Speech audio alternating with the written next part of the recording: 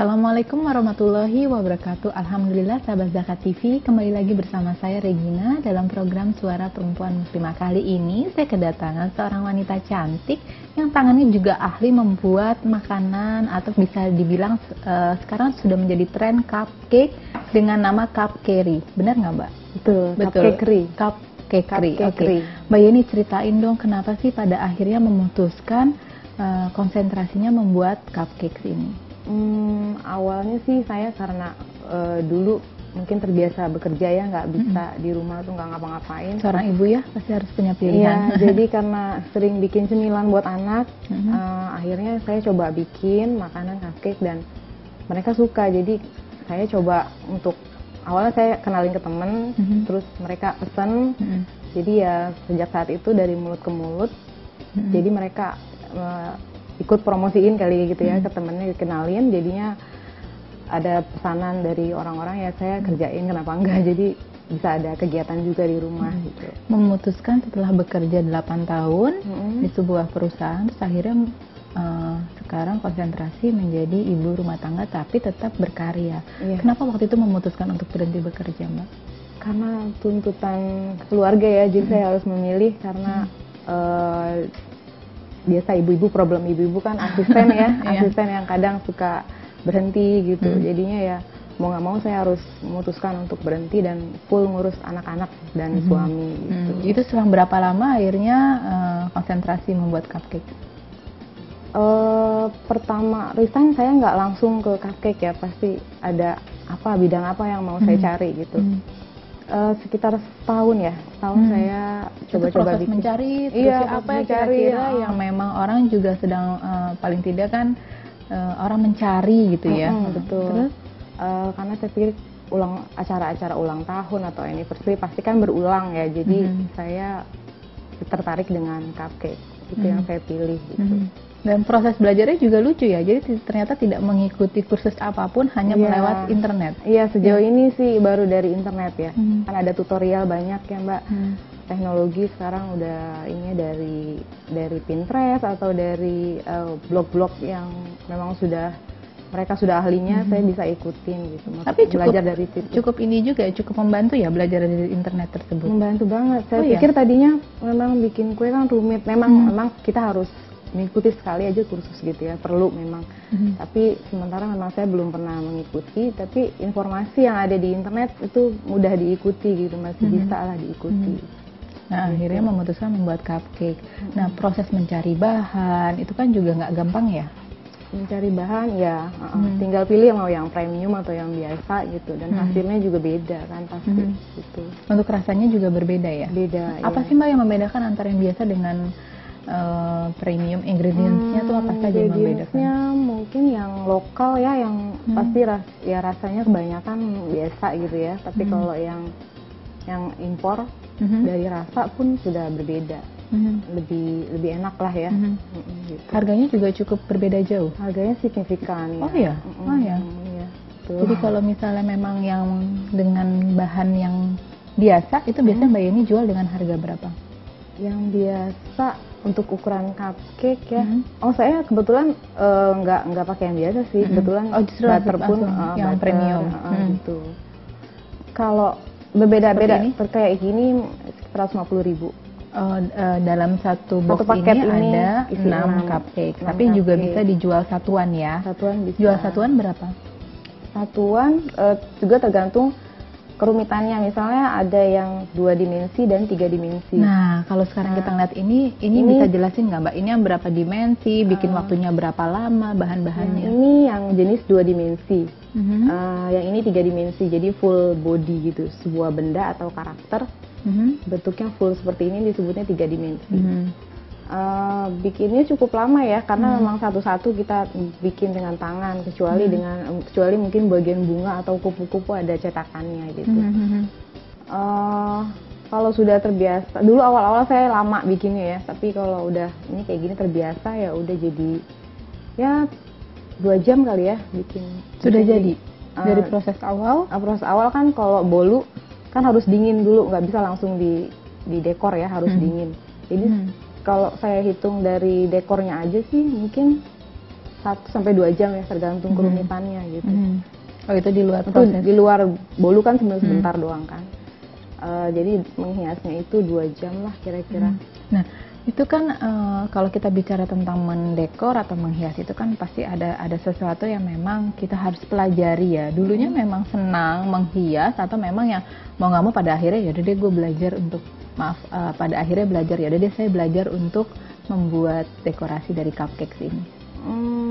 Dari dulu sih memang senangnya menghias-hias ya. Jadi makanya minatnya ya ke sini, yang ke hal yang dekorasi. Jadi tidak terlalu hal yang lama ya, dekor tidak gitu terlalu ya. lama untuk benar-benar mengembangkan cupcakes yang customized ini ya. Iya, Ya. itu nggak terlalu lama juga sih. Nah, kalau untuk pilihan rasa ada beberapa macam.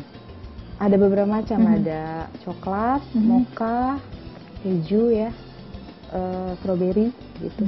Dan biasanya yang memang orang banyak pesan dari pelanggan-pelanggannya Mbak Yeni itu Coklat, rasa coklat coklat yang ya. favorit ya. Favorit ya. Coklat. Nah, sekarang kan kalau kita bicara persaingan ya Mbak, pasti ada. Apa sih yang membedakan dari produknya cupcake cream? Apa ya? Setiap orang memang beda-beda mungkin ya hasilnya ya. Mungkin saya ada khas sendiri-sendiri mungkin setiap orang ya. Jadi ya pelanggannya juga mungkin masing-masing udah punya ini sendiri gitu, punya pelanggan sendiri-sendiri.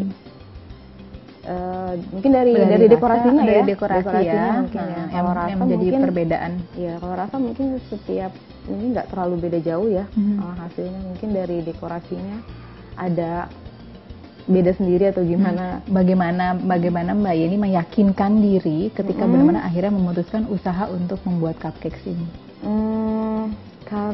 Saya akhirnya memilih cupcake karena memang ya nggak bisa setengah-setengah juga yang saya putuskan. Kalian aja saya udah terjun ke sini, ya saya yakinkan aja satu bidang ini saya tekuni gitu. Dengan harapan mudah-mudahan nanti ke depannya ya misalnya punya toko kue atau apa gitu, bisa sambil jalan, sambil ngurus keluarga juga.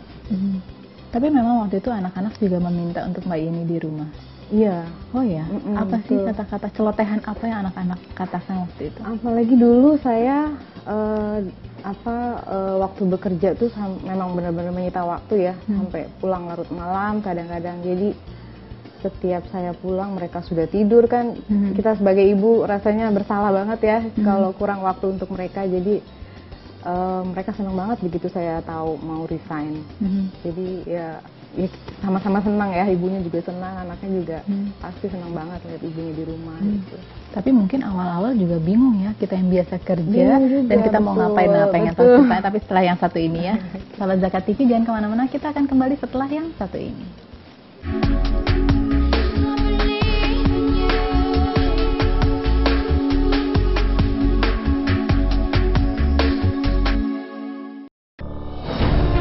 Ketika keindahan dunia merebak keselarasan, berbagi kemesraan. Ketika sejuta tangan merangkai kebahagiaan dalam kehidupan yang harmoni. Ketika zakat Anda wujudkan indahnya dunia.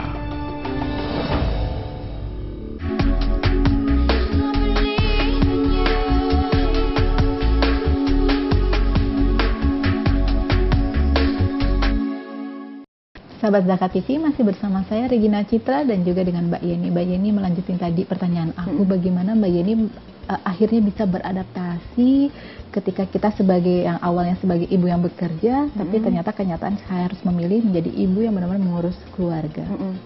Itu benar-benar sulit ya, masa-masa yang benar-benar bergejolak penuh dengan apa ya, rasanya beribu macam gitu. Tapi akhirnya kan kita memang harus memilih ya di antara dua pilihan. Biar bagaimanapun keluarga tetap nomor satu. Walaupun sebenarnya berat meninggalkan dunia kerjaan ya, karena memang biasa bekerja. Tapi akhirnya ya sudah terbiasa karena ya senang juga ketemu anak tiap hari, melihat tumbuh kembangnya tiap hari gitu ya. Jadi ya kita bisa cari kerjaan yang bisa kita lakukan juga sambil mengurus keluarga gitu. Kalau kita melihat ke masa lalu, memang waktu Mbak ini bekerja, waktu untuk keluarga memang sulit. Susah ya, saya Oh, iya? pulang kerja itu pasti malam ya, apalagi kalau lagi banyak kejar target gitu pasti pulangnya tuh larut, mereka sudah tidur gitu. Sedangkan pagi-pagi saya sudah harus berangkat kadang sebelum dia bangun, Sudah anak-anak bangun berangkat? saya sudah berangkat. Dan anak-anak lebih banyak dengan asisten rumah tangga ya. Jadi melihat keadaan itu kan pasti kita berat, harus ada yang kita pilih juga gitu. Akhirnya ya keluarga yang harus saya prioritaskan gitu. Dan alhamdulillah ya Kekri ini sudah hampir 1 tahun ya. 1 tahun. Sudah 1 tahun terus berjalan dan alhamdulillah pelanggannya sudah mulai banyak. Dalam Ya, 1 bulan alhamdulillah. bisa dihitung pelanggan sudah ada berapa, Mbak? Kurang lebih ya 10 ya, 10 sampai 15 ya. Atau mungkin kita yang pesanan gitu ya. Kita bisa Pesanan. bilang pesanan. Itu eventnya biasanya ulang tahun. Ulang tahun, anniversary, atau saat ada yang mau farewell gitu, minta dibuatkan tema-tema farewell gitu. Mbak, apa yang sangat susah waktu itu Mbak Yeni bikin? Pertama kali saya diminta untuk bikin baby cake ya. Itu belum pernah sama sekali. Belum pernah sama sekali saya bikin, dan prosesnya memang lama. Saya awalnya saya belum pede melakukan itu, jadi tapi teman saya memberanikan diri, kamu pasti yang bisa pesan? gitu ya. Yang pesan. Yang pesan justru mensupport ya. Support ya, tadinya saya tolak, saya belum pernah coba bikin itu. Akhirnya saya cari referensi, saya coba ikuti ininya ya, step-stepnya gitu. Alhamdulillah jadi, walaupun begadang-begadang ya, mesti kurang tidur, tapi saya puas hasilnya gitu. Alhamdulillah kalau teman pun puas. Gitu. Ya, kalau kita bicara proses membuat Barbie itu apa sih Mbak yang bikin lama sampai begadang? Pertama dalam mendekornya kan bagian roknya itu atau dari kuenya sendiri ya, dalam bagian badan Barbie itu dari awalnya bentuk masih basic, tapi kita harus crop menyerupai Itu bulat? rok. Bentuknya bulat. Sebelum di crop itu bulat. 3 susun cake itu kita crop menjadi bentuk rok. Lalu ditutupi semua dengan buttercream, lalu ditutup dengan fondant. Bagian luarnya itu fondant yang berwarna-warni ya, berwarna-warni. Lalu dekor hiasan-hiasannya gitu ya. Lalu membentuk tubuhnya itu juga tubuhnya juga harus dibalut. Barbie itu harus dibuka bajunya semua gitu, di plastik wrap, lalu dimasukkan ke dalam kue. Jadi Barbie-nya berlindung di dalam sebuah kue gitu. Ya. Gitu. Oh gitu, baru kita mulai lagi membentuk wajah. Wajahnya kan itu dalamnya Barbie, boneka. Oh, boneka Barbie. Justru benar-benar boneka Barbie. Boneka yang Barbie ditaruh di situ di dalam, badannya dimasukkan ke dalam cake gitu. Jadi tinggal dilapisi dari bahan-bahan kue tadi. Iya, dilapisi dengan fondant. Dan itu Seperti makan itu. waktu berapa lama Mbak kalau pesanan kue Barbie? Mendekornya saja itu bisa 4 jam ya, 4 jam. Non-stop? 4 jam terus iya, Non-stop. nggak berhenti. Mau anaknya nangis? Saya biasanya mengerjakannya malam, Oh, iya. saat mereka sudah tidur, jadi nggak ada gangguan gitu. Itu untuk mendekornya saja, tapi Dekor untuk saja. totally akhirnya kue itu bisa Totalnya- di-delivery? Totalnya mungkin sekitar 6 jam ya. 6 jam 6 ya? jam dari mulai baking ininya ya, adonannya gitu. Biasanya kalau kue seperti itu gitu ya, Mbak Yeni jual dengan angka berapa ya? Barbie dengan alasnya ya, panggungnya gitu ya. Saya jual biasanya 500 sampai 550 Itu dengan ribu. ukuran? Ukuran panggungnya 20 kali 20, Barbie-nya diameter 16. Paling tidak alhamdulillah ya Mbak kebayar dengan begadang tadi.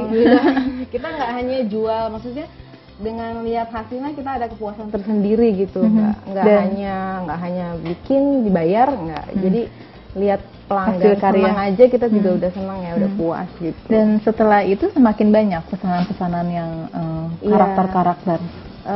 Pertama jadi Barbie kan kita bisa promosi dari BB gitu ya, dari Facebook. Nah dari situ ada yang minta dibuatkan seperti yang itu juga gitu sama.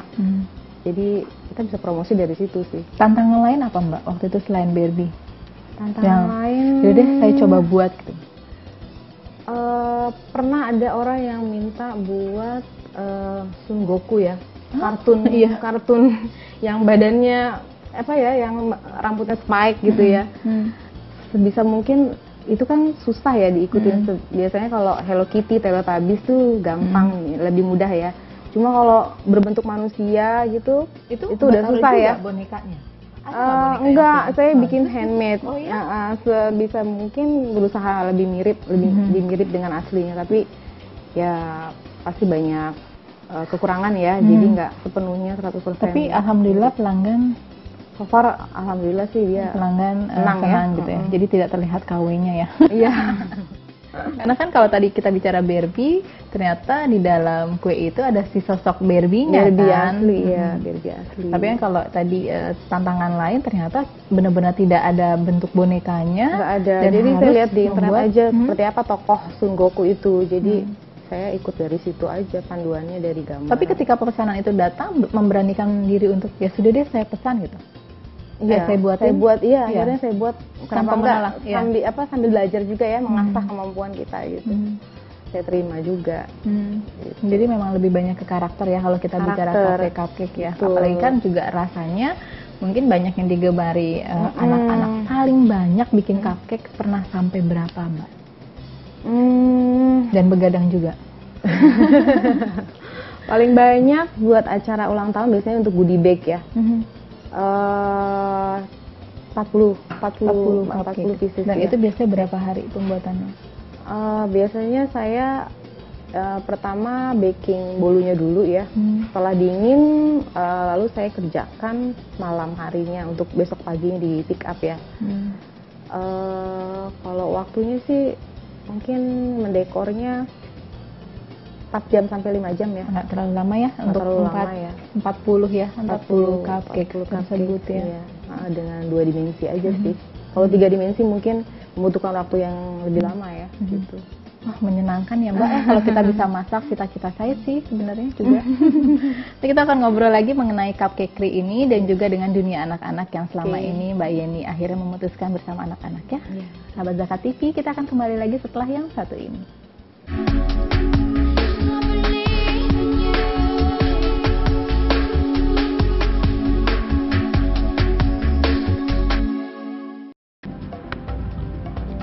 Semangat kemenangan harus berasal dari sportivitas yang datang dari hati.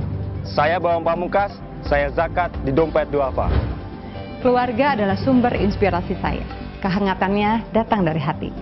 Saya Inneke Kusharawati, saya zakat Dompet Duafa. Berbagi memudahkan rezeki, karena datang dari hati. Saya Ipo Santosa, zakat di Dompet Duafa. Dompet Duafa.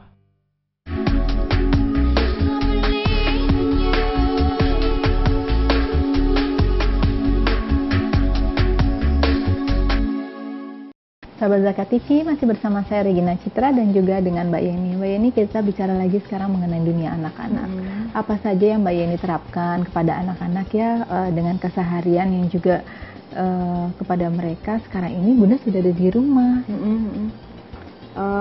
Dengan saya ada di rumah, saya tuh biasanya saya bilang, karena beda ya Mbak, ibu bekerja sama ibunya di rumah terus gitu, lebih manja gitu ya.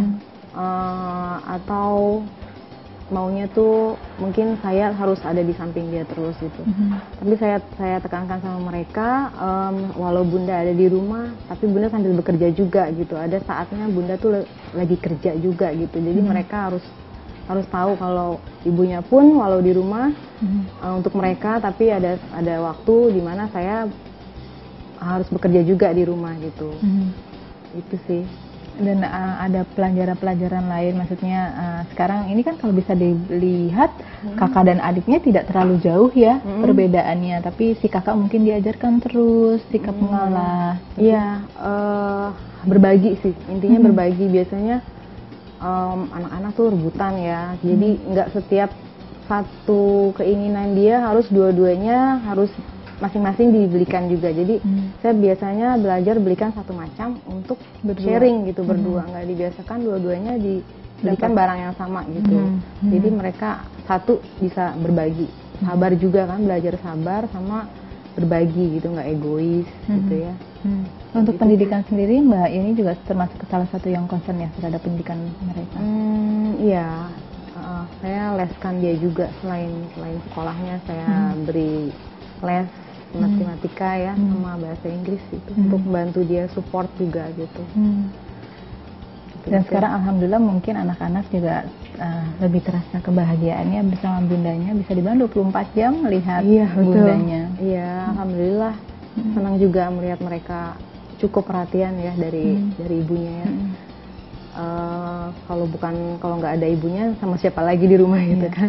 Ya. Gitu. Tapi memang ya kita mungkin sebagai perempuan, sebagai ibu dan sebagai wanita memang akhirnya kan harus memilih ya antara sebagai ibu yang bekerja atau ibu yang di rumah. Tapi waktu itu atau sampai sekarang gitu ya, Mbak Yeni pasti menikmati kedua-duanya gitu kan. Hal apa yang Mbak Yeni sekarang rasakan ketika proses peralihan itu berlangsung hingga saat ini? Apa ya? Lebih bersyukur gitu. Iya.